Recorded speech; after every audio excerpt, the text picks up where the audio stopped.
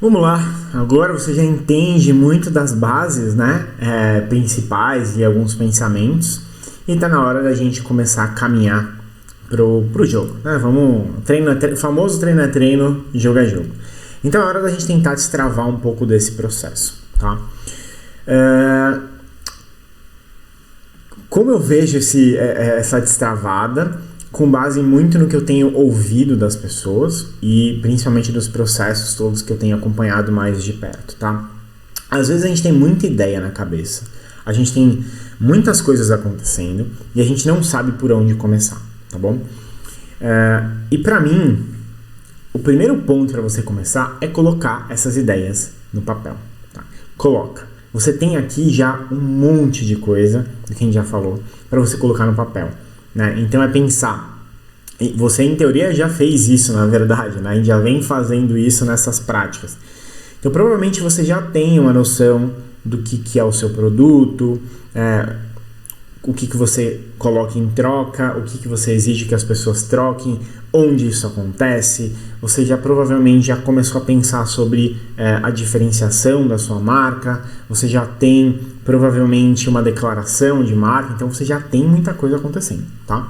Então, primeiro ponto, colocar isso no papel, e é isso que a gente já vem fazendo até aqui, tá? E aí depois, é importante a gente ter muita consciência que toda a base que a gente viu até agora, ela só tem sentido com uma camada fundamental de execução, tá? Então a gente precisa executar. Lembra quando a gente falou que o marketing é muito mais sobre ação do que ter um plano bonito no papel, um PPT bonito, etc? Essa é a grande realidade, tá? Então, o papel ele é sim o antídoto para a confusão, e esse passo para mim é fundamental, mas o negócio no papel ele aceita tudo, né? Então você pode no papel ter tudo certinho, ter buscado tudo, os atributos de marca, ter um posicionamento claro e tudo que a gente já fez até agora, mas às vezes quando você coloca isso em ação, as coisas podem sair de uma maneira um pouco diferente, tá? Lembra? Marketing é lidar com a imprevisibilidade do mercado e das coisas, tá bom? Agora que você já está pronto, vamos dizer assim, né, para lidar com esse imprevisto, você precisa colocar essa camada de execução.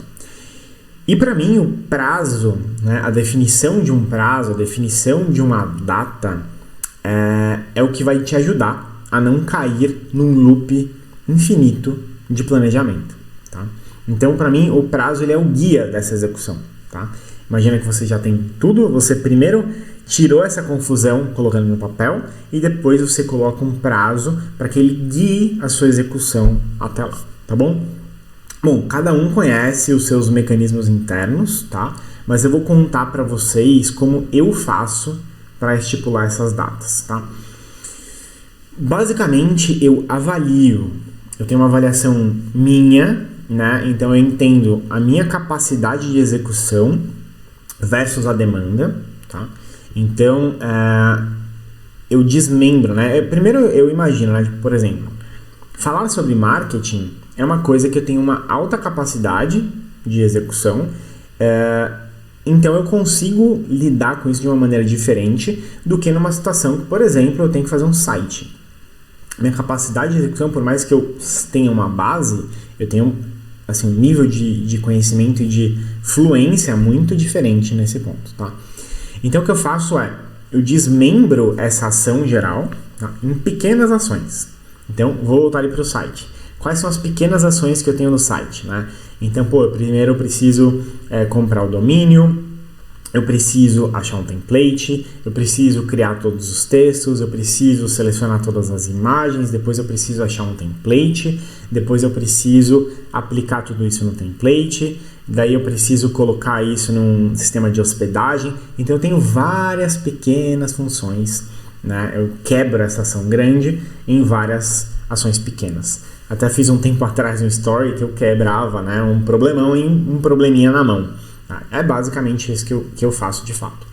E aí eu tento estimar um tempo que eu precisaria para fazer aquilo baseado na minha capacidade, né? Então eu nunca fiz, por exemplo, eu nunca configurei uma hospedagem. Então eu não posso falar que eu vou fazer aquilo em 10 minutos. Eu preciso setar um tempo, putz, talvez eu leve meia hora, talvez eu leve 1 hora para fazer isso daqui, porque é uma coisa que eu nunca fiz, né? Então eu vou ter que parar, eu vou ter que dar uma procurada, né, uma estudada nisso, vou ter que tentar, pode ser que dê erro, eu vou ter que resolver esse erro, então eu preciso estipular um tempo baseado na minha capacidade, tá? Óbvio que isso é muito estimado no primeiro momento, tá? Mas como é que a gente faz para poder melhorar, vamos dizer assim, essa estimativa? Que eu sempre coloco uma gordura para eu lidar com imprevistos. Então, se eu coloco ali que eu imagino que eu vou levar 1 hora para configurar uma hospedagem, eu coloco, sei lá, 1 hora e meia, porque eu tenho essa gordura caso eu precise, tá? Então eu sempre faço isso, faço um cálculo disso tudo, e aí eu defino um prazo. Vou dar um outro exemplo real aqui do que aconteceu, né? Eu tenho bastante facilidade em gravar e editar vídeos, porque eu já fiz isso bastante, né? Várias vezes eu já fiz isso. Mas eu tenho um pouco de dificuldade no momento que eu estou escrevendo um roteiro desse vídeo. Então eu sei que eu preciso levar em consideração que talvez eu precise perder mais tempo no roteiro, mas que eu posso apertar talvez o meu prazo de edição de vídeo, de gravação de vídeo, porque é uma coisa que eu tenho mais facilidade, tá bom? Bom, mas vamos lá, tem um outro ponto que é fundamental, né? A gente em geral é muito medroso pro novo. Então lembra daquela curva de adoção, né? Grande parte das pessoas não gostam de risco, nem para comprar um produto. Então você imagina para criar algo novo, que talvez seja um momento que alguns de vocês estejam vivendo agora. Vem a sabotagem, aquela autossabotagem, vem o medo de não dar certo e tudo mais, né? Então o prazo ele ajuda você a quebrar esse looping, né? Esse looping meio eterno desse ponto. O curso mesmo, tá? As inscrições, elas só foram abertas, só serão, na verdade, né? Porque ainda estou gravando antes, mas elas só serão abertas no dia 1º de fevereiro, porque eu estipulei essa data, né? E no meio do caminho, eu mudei a estrutura do curso. Então eu vi que ele não estava indo para um caminho que eu estava satisfeito, e eu mudei. Esses meus prazos ficaram todos mais apertados. Mas como eu tinha, número 1, aquela gordurinha, e número 2, eu analisei a minha capacidade de execução daquilo, eu vi que fazia sentido, que estava tudo bem em manter aquele prazo, né? Então, sempre façam isso e não tenham medo, vamos dizer assim, de mudar o prazo, se realmente for necessário, mas façam muito esforço, assim, realmente tentem colocar esse prazo como, puta, eu não posso furar isso daqui, porque senão você também vai furando e o loop volta, né? Você continua num loop de mudança de prazos, tá? Então,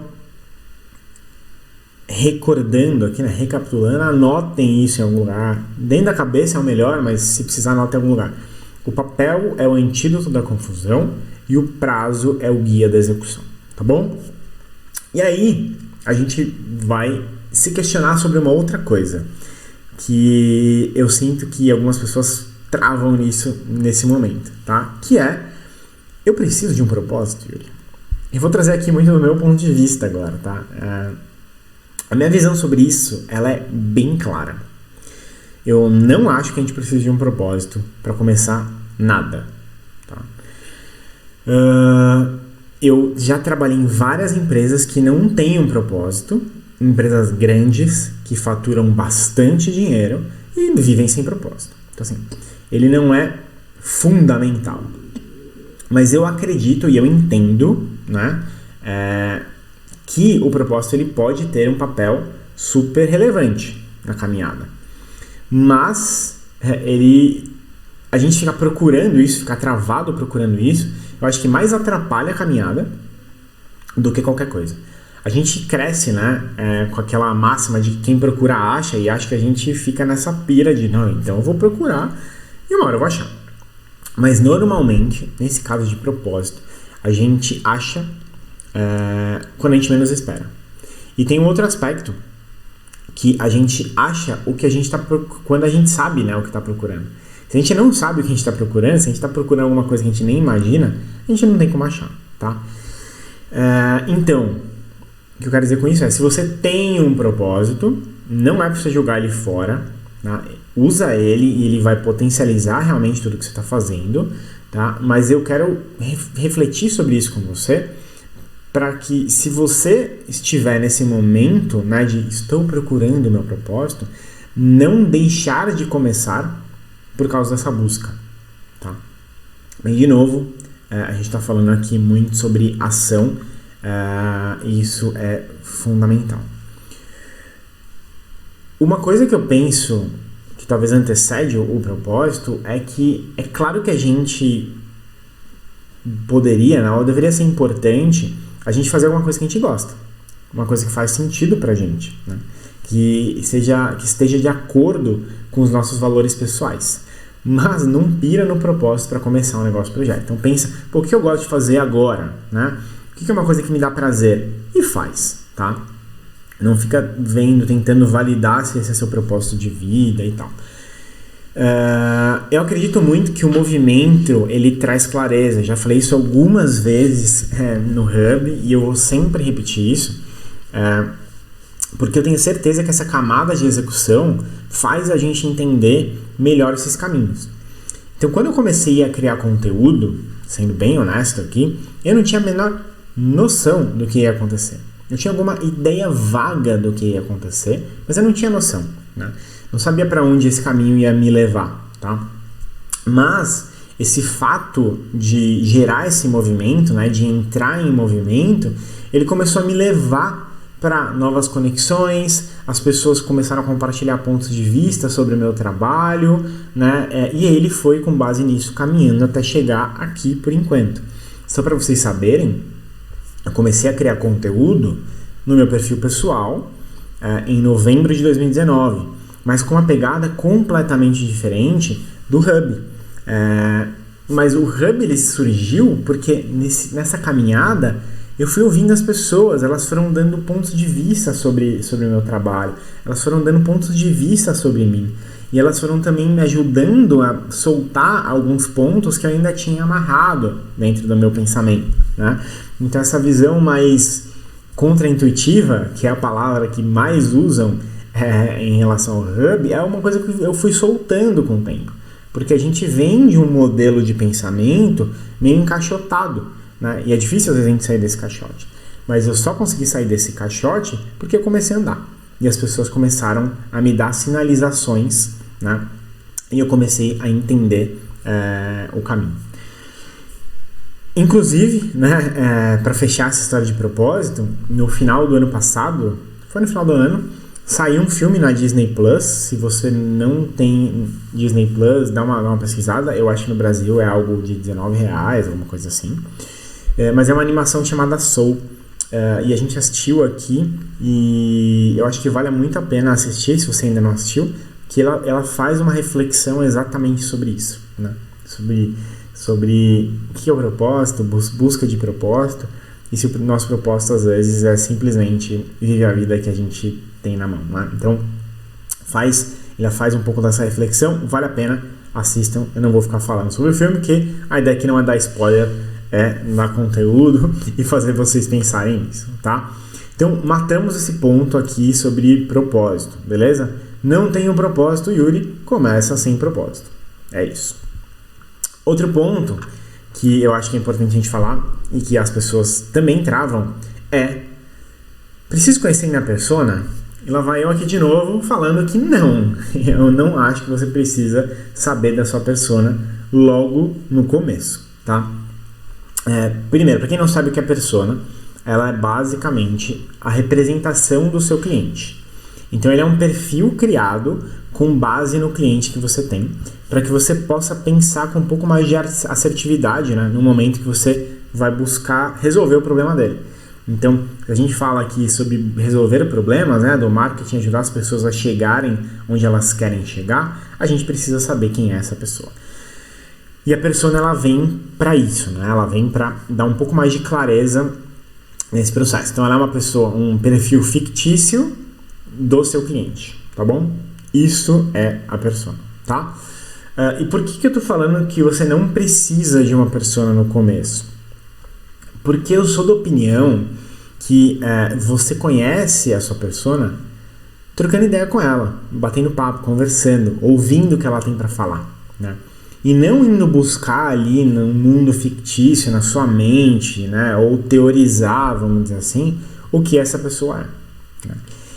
E você só consegue trocar essa ideia e descobrir quem é essa persona depois que você tem seus primeiros clientes, as primeiras pessoas que confiam no seu trabalho, confiam no seu projeto e tudo mais. Então, no caso da rede social, né, seus primeiros seguidores e tudo mais.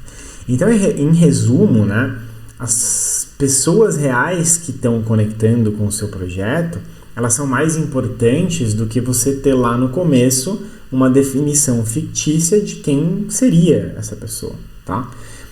Então eu acredito muito num outro caminho, e é isso que eu quero propor aqui o pensamento para você, que é pensar no problema que você resolve.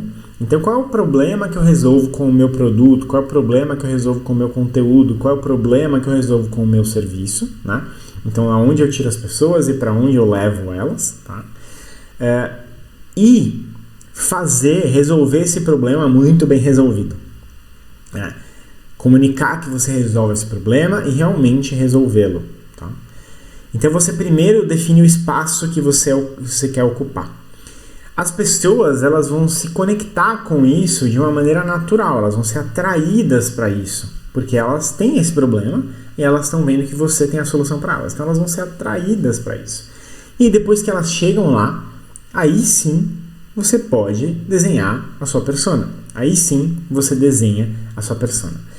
Eu vou falar um pouco mais sobre como eu faço isso mais lá para frente.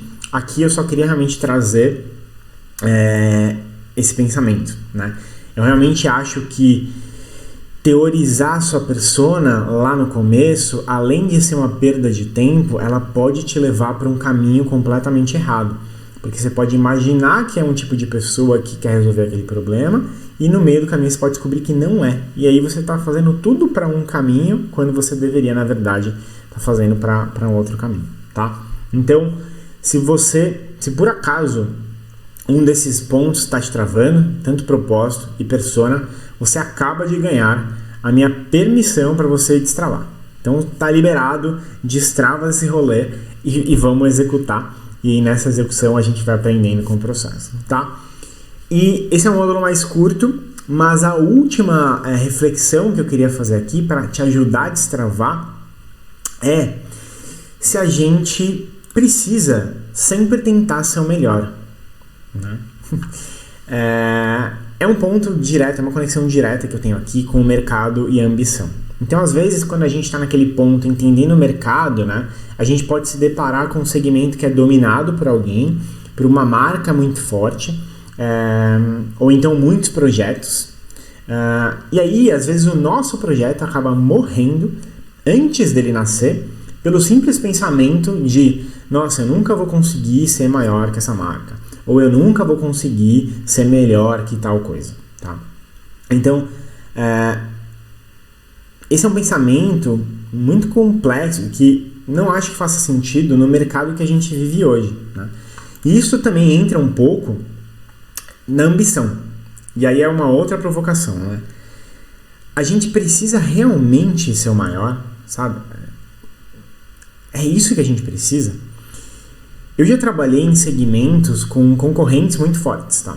Então, mesmo eu trabalhando em grandes marcas, eram mercados muito fortes. Então, a ambição de ser o maior, muitas vezes ela só atrapalhava, ela não ajudava em nada, ela frustrava os nossos planos, tá? Então, que era basicamente o seguinte, né? Tipo, você fala: nossa, eu preciso ser maior que tal marca, eu preciso passar o número de vendas de tal marca. E o que acontece é que a outra marca também é forte e ela também está trabalhando para isso. E no caso dos mercados que eu trabalhei, as outras marcas tinham muito mais dinheiro e mais tempo de atuação e uma série de coisas que colocavam elas em vantagem. Então, a gente ficava sempre muito frustrado com isso, com essa pira de ser maior, né? E aí eu estava em uma reunião com uns parceiros, né? E eles me falaram que tinham tido uma reunião antes com o CEO de uma marca de cervejas, de um grupo grande também, que não é Ambev, vamos deixar isso aqui. E aí ele disse, né, ele fala, pô, a gente não consegue ser a maior, mas a gente pode e consegue ser a mais legal. E a hora que eu ouvi isso, né, isso explodiu minha cabeça, assim, naquele momento. Eu falei, nossa, isso faz todo sentido, né, todo sentido. Então, eu quero terminar isso aqui com esse pensamento, né. Quando a gente olha para grandes faturamentos, aqueles muitos dígitos, né, aquelas grandes marcas, é normal a gente querer chegar lá, e eu acho que é saudável a gente realmente ter um pouco de ambição, né? Mas será que a gente não consegue ser feliz, né, e ter um negócio que é rentável e que consegue resolver vários dos nossos problemas, e aí estou colocando o lado financeiro, somente sendo divertido, ou sendo o mais acessível, né, a pessoa mais acessível, o executivo mais acessível, ou então o mais legal, ou então simplesmente o que tem mais a ver com um grupo de pessoas, né? O Hub, por exemplo, eu quero que vocês pensem nisso e olhem isso como um exemplo, tá? O Hub, ele não é o maior perfil de marketing, ele está longe de ser, e ele também não tem nem a ambição de ser o maior perfil de marketing. Mas você está aqui e você está nesse curso por algum motivo que eu fui e o Hub foi o mais relevante para você em algum aspecto. Que provavelmente é algo como simplicidade, como conteúdo, como profundidade, como coisas nesse sentido. E você está aqui. Então pensa que no seu negócio você não precisa tentar ser o maior. Você não precisa olhar para os maiores e querer ser maiores que eles, né? Você pode simplesmente ser diferente. Você pode simplesmente ter um ponto de diferenciação e fazer com que isso conecte as pessoas e que você crie um negócio saudável e um negócio rentável. Tá bom? Então, fica esse pensamento. Pausa agora depois desse vídeo aqui. Se você está numa pegada aí de fazer sequencial, pausa esse vídeo, vai tomar um café, vai tomar uma água, pensa nisso e a gente se vê já já.